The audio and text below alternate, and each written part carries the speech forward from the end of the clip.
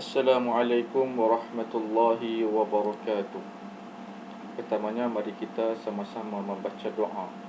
Bismillahirrahmanirrahim.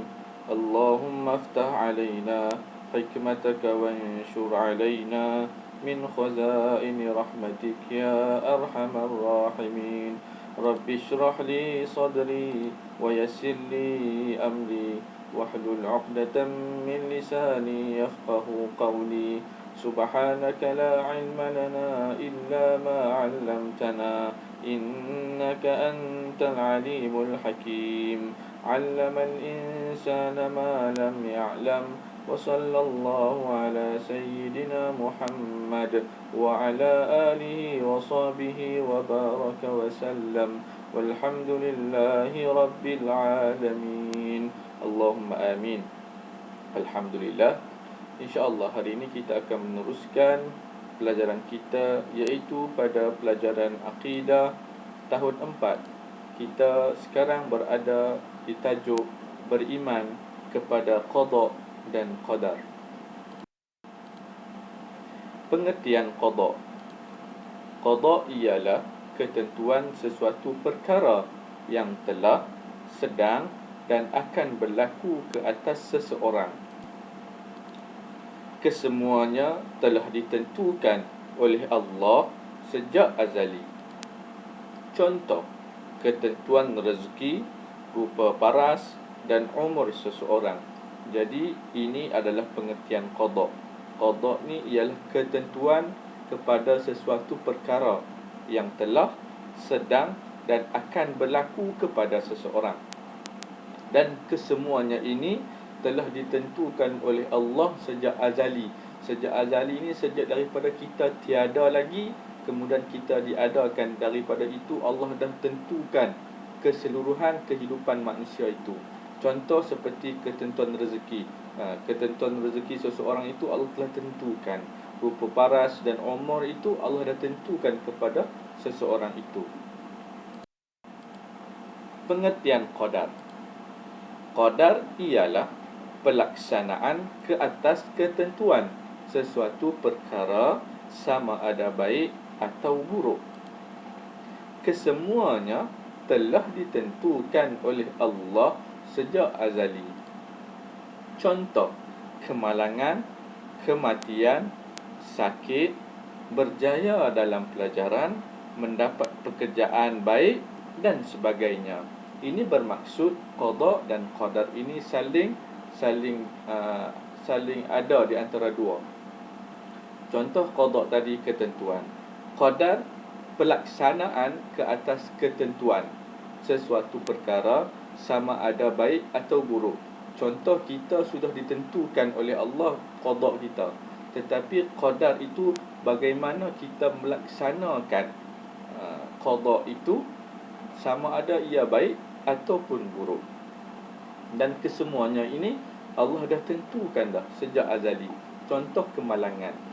Kemalangan Allah tentukan kita kemalangan, tetapi bagaimana keadaan kemalangan itu, bagaimana kemalangan itu boleh berlaku. Contoh kan, pelaksanaan ke atas ketentuan tu. Kematian, kalau kematian tu memang Allah dah tetapkan dah kematian kita, tapi bagaimana keadaan kita dalam kematian tu, disebabkan apa. Tetapi semua itu dah Allah tentukan dah. Contoh lagi satu, berjaya dalam pelajaran. Allah dah tentukan dah kita berjaya, tetapi bila kita akan berjaya, bagaimana keadaan kita berjaya? Adakah kita berusaha untuk berjaya, atau kita menggunakan kaedah yang lain untuk berjaya dan sebagainya. Seterusnya mari kita lihat dalil naqli qada. A'udzu billahi minasy syaithanir rajim. Alam tara anna Allah yulijul laila fin nahari wa yulijun nahara fil lail wa sakhkhara asy-syamsa wal qamar kullun yajri ila ajalin musamma wa anna Allah bima ta'maluna khabir. Sadaqallahul azim. Maksudnya, tidakkah engkau memerhatikan bahawa Allah Subhanahu wa ta'ala memasukkan malam pada siang dan memasukkan siang pada malam. Yang ini silih berganti siang dan malam. Dan ia memudahkan matahari dan bulan untuk faedah makhluk-makhluknya. Tiap-tiap satu dari keduanya beredar untuk suatu masa yang telah ditetapkan. Dan ingatlah, sesungguhnya Allah Maha mengetahui dengan mendalam akan apa yang kamu lakukan. Surah Luqman ayat 29. Kita teruskan lagi dengan dalil naqli qadar. A'udzu billahi minasy syaithanir rajim. Wa kullu syai'in 'indahu bimiqdar. Sadaqallahul azim. Maksudnya, dan tiap-tiap sesuatu adalah ditetapkan di sisinya dengan qadar yang tertentu. Surah Ar-Ra'd ayat 8. Seterusnya, A'udzu billahi minasy syaithanir rajim. Inna kulla syai'in khalaqnahu biqadar. Sadaqallahul azim. Maksudnya, sesungguhnya kami menciptakan tiap-tiap sesuatu menurut takdir yang telah ditentukan. Surah Al-Qamar ayat 49. Seterusnya, mari kita lihat hukum beriman dengan qada dan qadar. Pertama, sebagai umat Islam, kita wajib yakin, percaya dan beriman dengan qada dan qadar. Kedua, berdosa besar hukumnya kepada sesiapa yang ingkar. Ketiga, terkeluar daripada golongan orang beriman dan tergolong dalam golongan orang yang kufur dan musyrik, iaitu orang yang menyekutukan Allah sekiranya kita tidak beriman kepada qada dan qadar. Kerana apa? Kerana qada dan qadar ini adalah rukun iman bagi kita. Seterusnya, semua manusia tidak terlepas daripada qada dan qadar Allah Subhanahu wa taala. Seterusnya, mari kita lihat jenis-jenis qada. Jenis-jenis qada terbahagi kepada dua. Yang pertama, mu'allaqun. Yang kedua, mubramun. Mari kita lihat. Mu'allaqun ialah ketentuan Allah terhadap sesuatu dan boleh berubah sesuai dengan usaha dan ikhtiar. Contoh, berjaya jika berusaha mengubah nasib dan sebagainya. Contohnya, bila seseorang itu dia berusaha, maka dia akan berjaya. Itu ketentuan Allah yang boleh berubah dengan usaha dan ikhtiar. Contohnya, hari ini kita gagal, kita usaha lagi ke depan. Kita usaha lagi ke depan sehingga kita berjaya. Contohnya, kita sekarang berada di dalam kesusahan. Kita berusaha untuk mengubah nasib kita. Kita berusaha sehingga kita berjaya. Berbeza dengan mubramun. Mubramun, ketentuan Allah terhadap sesuatu dan tidak boleh berubah. Contoh, setiap manusia akan mati. Tak boleh berubah. Jadi manusia ni pasti akan mati. Dan setiap makhluk akan menerima balasan mengikut amalan masing-masing.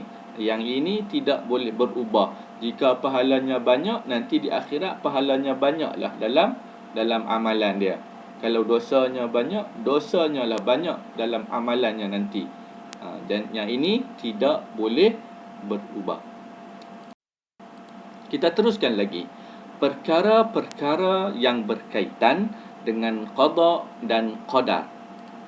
Pertama, usaha. Kedua, doa. Ketiga, tawakal. Keempat, baik atau buruk.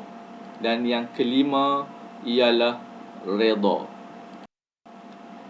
Mari kita lihat perkara yang berkaitan dengan qada dan qadar secara mendalam.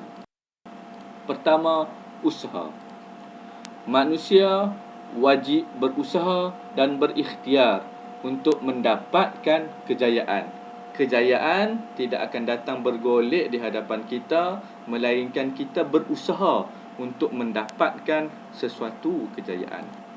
Kedua, Allah akan memberi rezeki kepada yang rajin berusaha. Kalau malaslah dia, tak dapatlah apa yang dia inginkan. Dan Allah hanya memberi kepada orang yang berusaha bersungguh-sungguh. Kan, bila dia berusaha bersungguh-sungguh, Allah akan beri kepada usaha yang dia buat itu. Seterusnya, usaha yang ikhlas pasti akan diberkati oleh Allah. Sebab itu, kalau kita nak buat sesuatu perkara, kita kena betulkan niat kita. Sebab apa yang kita lakukan, atas niat apa kita lakukan. Kita berusaha belajar menuntut ilmu untuk kita dapat ilmu dan untuk sebarkan kepada orang lain. Niat kena betul. Dan yang terakhir, umat Islam tidak boleh berputus asa. Berputus asa itu bukanlah ciri-ciri orang Islam ataupun orang yang beriman. Kita kena berusaha sehabis mungkin dan tidak boleh malas dan tidak boleh berputus asa. Ini dalil berkaitan dengan usaha. A'udzubillahi minasyaitonir rajim.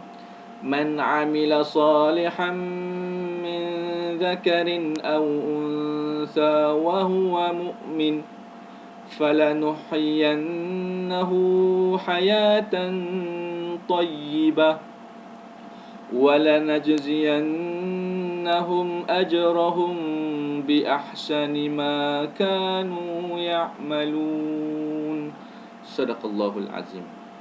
Maksudnya, sesiapa yang beramal soleh dari lelaki atau perempuan sedang ia beriman, maka sesungguhnya kami akan menghidupkan dia dengan kehidupan yang baik, dan sesungguhnya kami akan membalas mereka dengan memberikan pahala yang lebih dari apa yang mereka telah kerjakan. Surah An-Nahl ayat 97.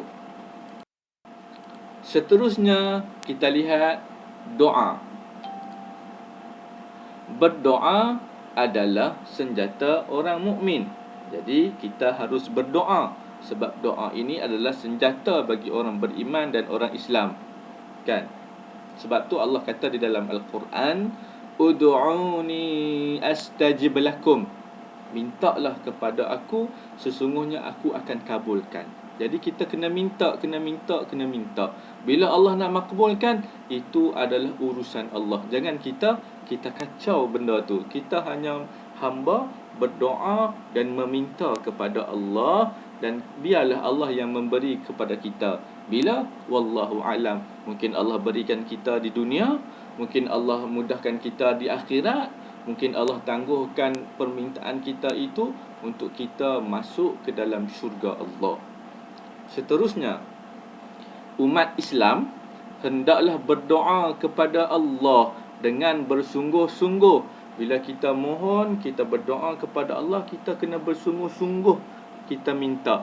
Macam mana kita minta dengan mak ayah kita lah, kita nak sesuatu, kita usaha sungguh-sungguh supaya mak dan ayah kita belikan untuk kita sesuatu barang, sesuatu benda, kan. Macam itu jugalah bila kita bermohon kepada Allah. Jangan bermohon dengan sambil lewa, jangan bermohon kepada Allah dengan main-main. Berdoalah dan mintalah dengan bersungguh-sungguh. Seterusnya, Allah Maha mendengar doa hambanya, dan doa yang baik akan dimakbulkan oleh Allah.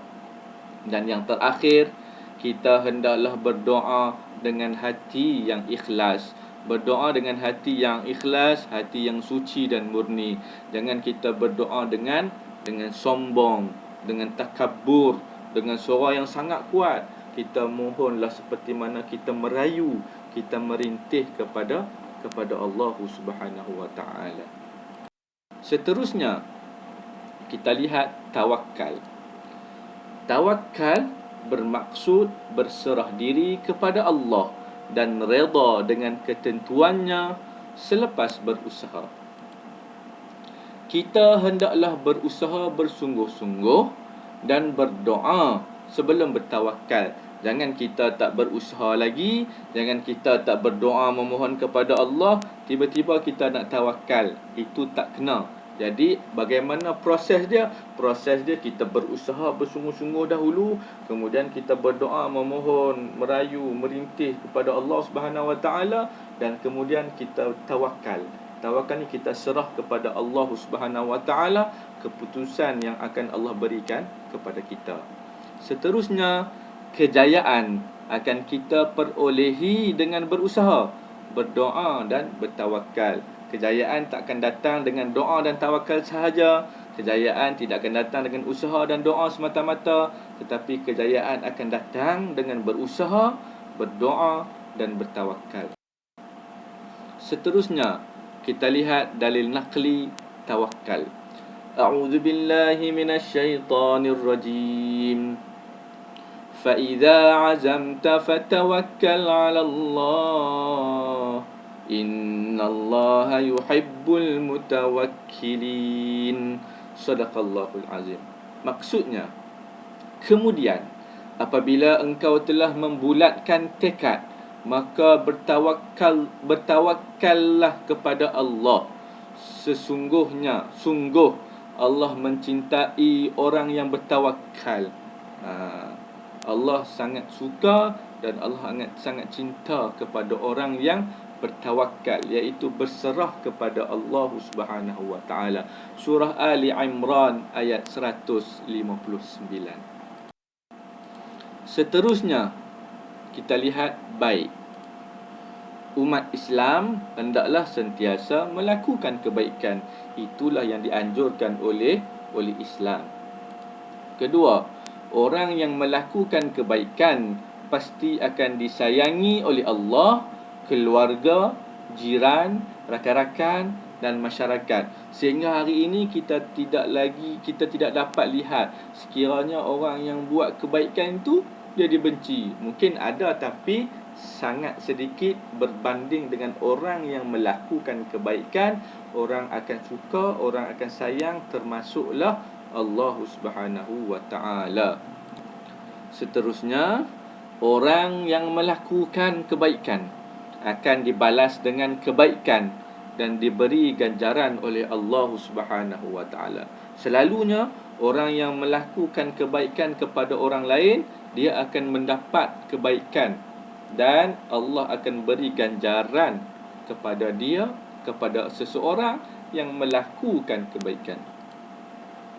Allah menjanjikan syurga kepada umat Islam yang melakukan amal soleh dengan ikhlas. Perbuatan baik, kita tengok antara perbuatan baik. Pertama, kita beri makan kepada orang miskin, kita beri makan kepada orang susah. Antara contoh. Kemudian, kita buang sampah pada tempatnya, kita tak buang sampah merata-rata. Itu adalah perbuatan baik. Lagi perbuatan baik, kita sentiasa beribadah, mengabdikan diri kepada Allah. Kita sentiasa menghormati kedua ibu bapa. Salam, kita sayang mak ayah kita. Jangan kita herdik, jangan kita melakukan perkara-perkara yang boleh mengguris hati mereka. Banyakkan bersedekah dan rajinlah membaca buku ataupun rajin menuntut ilmu. Antara perbuatan baik. Kalau kita lihat banyak lagi perbuatan baik, tetapi ini adalah antara perbuatan baik. Seterusnya kita lihat perkara buruk. Setiap kejahatan dan keburukan akan dibalas dengan keburukan dan dosa. Allah akan memberi balasan yang setimpal kepada orang yang telah melakukan dosa. Allah tetap menilai walaupun sekecil keburukan atau dosa. Kita buat dosa sebesar zarah sekalipun, Allah akan nilai, Allah akan azab kita dengan dosa yang kita lakukan. Mudah-mudahan Allah ampun segala dosa kita. Dan yang terakhir, neraka adalah tempat yang telah Allah janjikan kepada mereka yang berbuat dosa. Jadi neraka ni adalah tempat yang telah Allah janjikan kepada mereka yang berbuat dosa. Dalil naqli, kita lihat dalil. A'udzubillahi minasyaitonir rajim. Wa man ya'mal mithqala dzarratin syarran yarah. Sadaqallahul azim. Maksudnya, dan sesiapa berbuat kejahatan seberat zarrah, nescaya akan dilihatnya dalam surat amalnya. Allah akan memperlihatkan suratan amalan kita ketika mana kita berada di yaumul mahsyar nanti untuk ditimbang amalan kita. Surah Az-Zalzalah ayat 8. Seterusnya, orang yang membuat kejahatan tidak akan mendapat rahmat Allah Subhanahu wa taala. Antara contoh, kita mencuri, kita akan ditangkap oleh polis kan, atau pihak berkuasa contoh. Kemudian kita naik basikal lajak. Sekarang ni ramai orang naik basikal lajak, bawa laju-laju, bawa dengan keadaan yang membahayakan, kemudian jatuh, berdarah.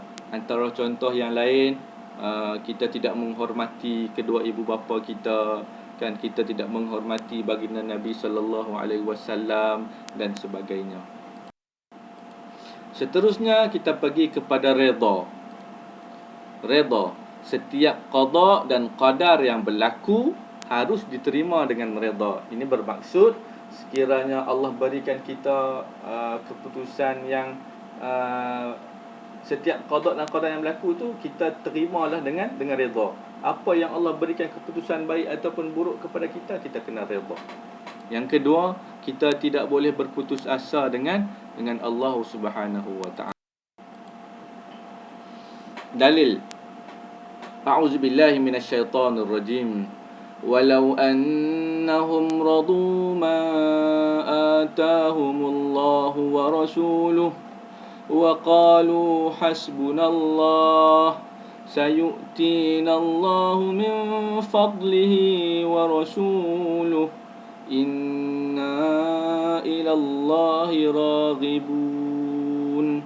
Sadaqallahul azim. Maksudnya,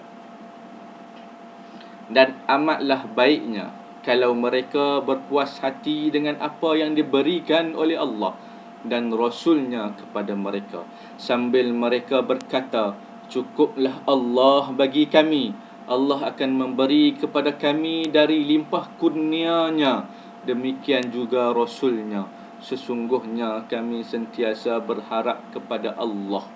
Surah At-Taubah ayat 59. Seterusnya kita pergi kepada hikmah beriman kepada qada dan qadar. Apa hikmahnya? Pertama, bersifat sabar menghadapi ujian. Kedua, ikhlas dalam setiap perbuatan. Ketiga, bertambah sifat tawadhu' kita kepada Allah Subhanahu wa taala. Dan yang keempat, kita redha dengan ketentuan Allah. Seterusnya kita lihat kesan beriman kepada qada dan qadar. Pertama, tidak mudah putus asa. Yang kedua, sabar menempuh dugaan dan sentiasa redha dengan ketentuan Allah. Ketiga, bertambah usaha dan sentiasa patuh kepada Allah.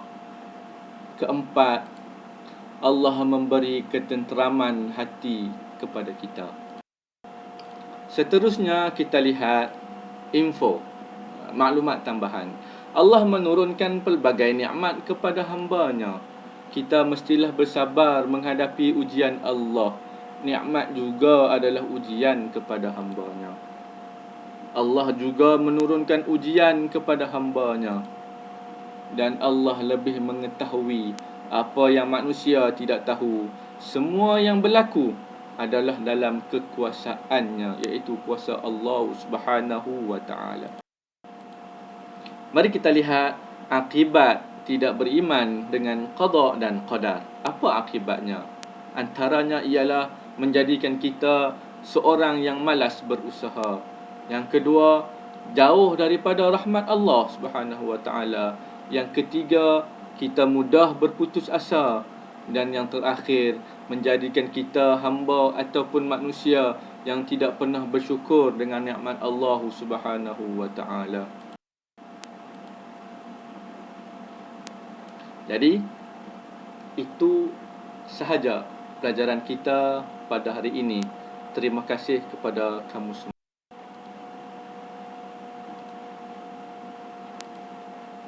Alhamdulillah, tamat sudah pelajaran kita.